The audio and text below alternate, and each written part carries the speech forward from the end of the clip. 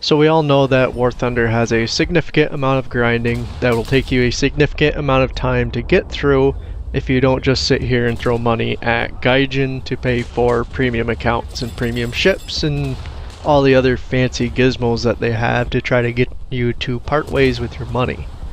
Well, today I'd like to go over some of the ones that they have in game for free-to-play players that they don't really advertise too much. Obviously it kind of would defeat the purpose of them making money if they did, but it's often overlooked by a lot of players just because the descriptions of them are really bad, they're poorly hidden, or it was something that was thrown in the patch notes once and forgotten about later on, and not shown off to every new player that starts the game.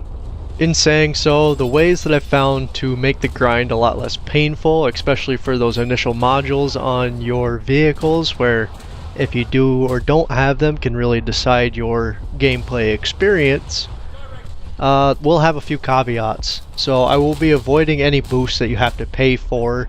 This list is purely going to be for free-to-play players.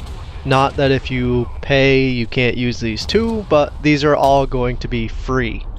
We're not going to talk about premium time, we're not going to talk about premium ships, we're not going to talk about paying for the battle pass, we're not going to talk about paying for anything else. Keep in mind that when I'm talking about boosters here as well, when you're actually using these, don't stack them on top of each other. It does give you a warning that it's going to do this, that you do have to accept. But if you're using large boosters, don't stack them because you will have diminishing returns. It will cut the amount of bonus that you get in about half, and it continues to get lower and lower as you stack on more and more bonuses. So definitely don't stack large bonuses unless you absolutely have to, because they're about to run out. And speaking of the run out thing, boosters typically expire in 3 days if you don't use them. And if you do activate them, they will expire in 24 hours if you don't use them through your gameplay. So you can hoard them until you actually want to play the game, but you can't keep them forever in most cases. There are some cases where boosters won't have a expiration timer, and when we come to those I will call them out as best I can. But getting right into it is one of the most obvious ways to obviously boost your research, and it's because it throws it in your face every time you log on for the day, is your daily login bonus. This is just something that it gives you every time you log in. As your streak gets higher, it gives you kind of better ones. I guess they get a little bit closer together, but there are some significant boosts and bonuses as you get further up in the amount of days that you're logging on in a streak. You can skip about a day without it fully resetting. So if you leave on Friday to go somewhere, don't get on Saturday, come back Sunday, you won't completely lose your streak, so that is a nice grace period that it gives you.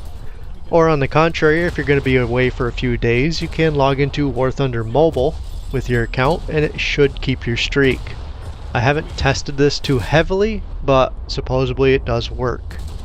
But that's all for the very obvious daily login bonus, and we'll move on to the Warbonds and the free battle pass. So these battle passes are just something that War Thunder runs fairly constantly. I think as soon as one ends they just run another one at this point. And usually there's vehicles in it, whatever, you usually have to pay for them. But for the free-to-play player side of these, basically your battle pass is going to gain experience, or whatever they want to call it, points, with your logins, with challenges that it has, with daily missions that you complete, and over time it can actually award you with boosters or Warbonds. And these you can redeem at your own leisure, you don't have to accept them or spend them right away.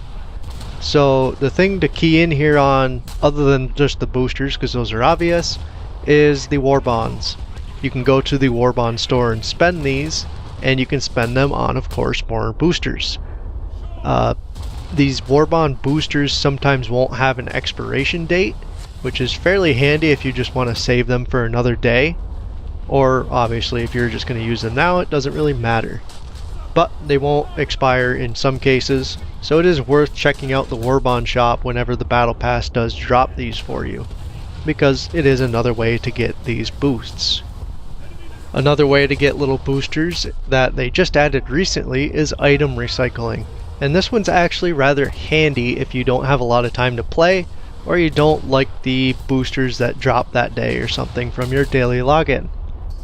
Item recycling lets you recycle any boosters, discounts, or generally any item that you don't want previous to their expiration dates. And when you do recycle them, you can store the recycled items indefinitely for when you actually want to redeem them for whatever random item it gives you.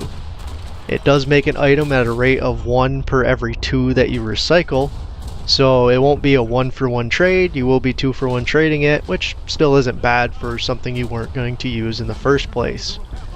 And on top of it dropping boosters and stuff like that, it can drop you silver lions or backups to use on your current vehicle, which is always nice to help out with that grind just a little bit more, because you can spend it on the vehicle you actually want to grind rather than, you know, getting destroyed and having to spend it on a vehicle that you've already kind of ground out. The next two that I want to talk about together are the daily research boosts that they added recently, and the vehicle-based bonuses that they just don't explain well and are kind of hidden on the stat cards. Both of these only apply to researching your next vehicle. They do not help you research modules on the one that you're working on currently. That should definitely be taken into account if you're trying to speed up those early module researches, but it does help significantly when you're working on your next ship, or vehicle in general, I should say. So if you have gotten to top tier for that type of vehicle, whether that's naval, ground, or air, you get a boost to your research on your next vehicle in a different tech tree or in that tech tree for the first 5 games of every day. And this bonus increases as the tier of the vehicle being researched increases, all the way up to 100% at the top ranks. So you're basically freely doubling the research you're throwing at these vehicles that you're trying to get next. And on top of that, if you want to add even more of a boost to that research, you can look at the vehicle-based bonus, which is typically playing the vehicle that immediately preceded the one you're researching in the line, and it'll boost your research just because you're playing that immediately preceding vehicle. You can view this by hovering over the stat card on the vehicle that you're researching, and it should say something like the previous vehicle's name and how much the boost is. Typically this is about 130% research boost if you are using the one that it calls out in the stat card. But you do have to look, because they don't list it right at the top, of course. They kind of hide it in the middle of all the other stats. So it's a little bit harder to see, and it's kind of weird that, well, not really weird that they hide it, but it's not called out as easily as other things. After that, we have another rather obvious one that you really shouldn't rush for, but it's another one that'll apply only to the next vehicle that you're researching, is the modification bonuses. This is shown at the far right of the modifications window, and it, like I said, boosts research on your next vehicle that you're researching if you fully research a tier of modifications on your current vehicle. I would highly suggest researching the necessary modules first before working on your bonuses. Otherwise, you'll just really suffer with your current grind, and you won't have a very enjoyable experience, even though you're kind of getting these bonuses towards your next vehicle. Definitely not one that I would just strictly rush for. And after that, we're back to stuff that affects both your module research and your next vehicle research.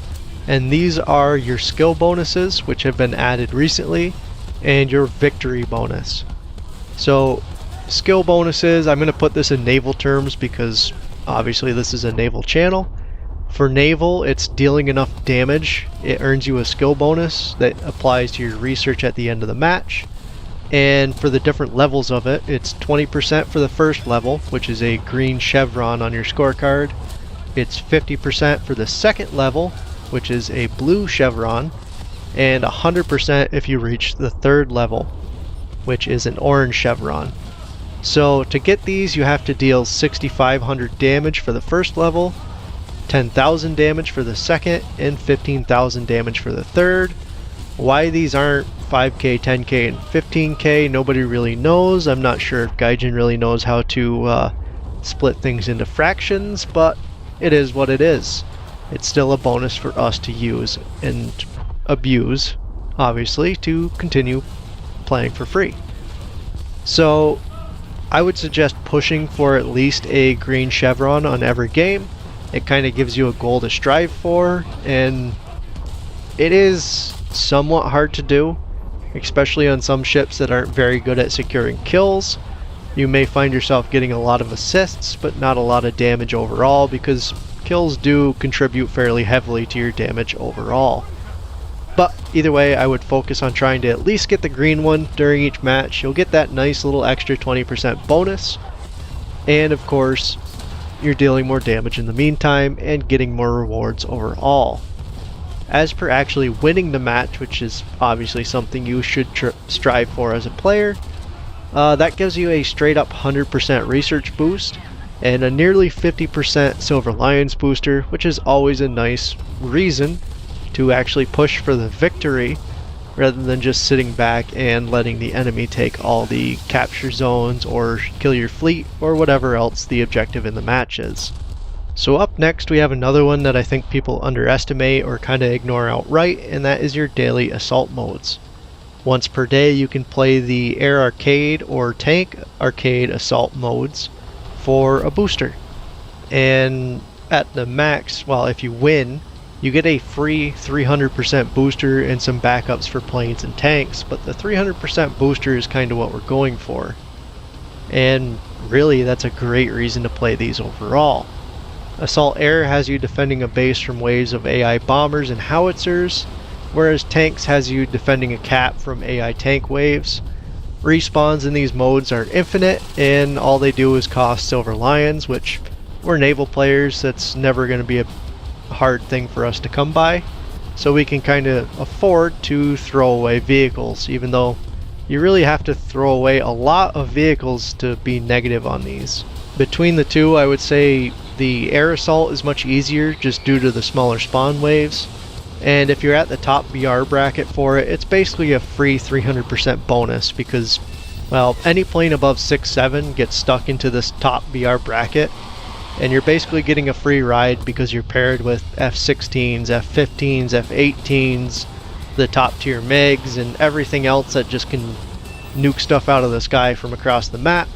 So I highly suggest using this BR bracket, and if you don't actually play planes, grab yourself a Squadron RP plane above 6-7 and just enjoy your booster. I mean, it's a free 300% booster, whether that's a Silver Lions or a research bonus booster.